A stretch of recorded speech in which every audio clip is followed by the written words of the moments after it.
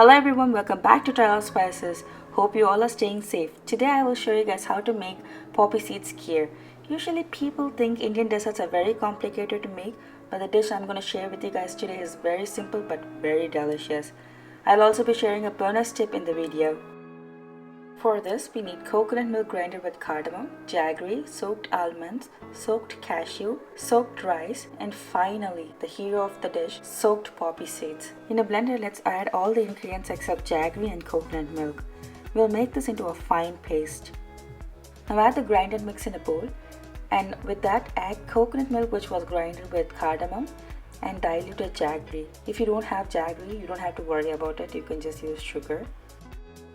Now mix it well until it gets a smooth consistency. There should be no lumps. In a pan, add the diluted mix and rest of the milk and stir it occasionally and let it come into a boiling consistency.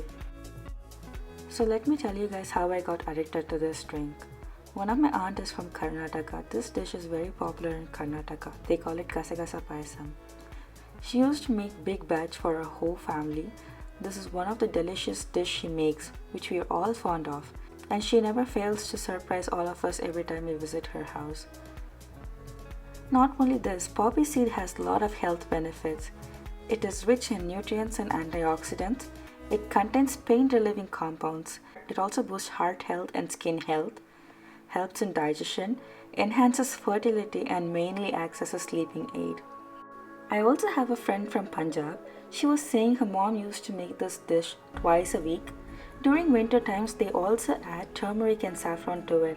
They call it khuskhus ka doodh. And they never fail to have this drink during the winter season.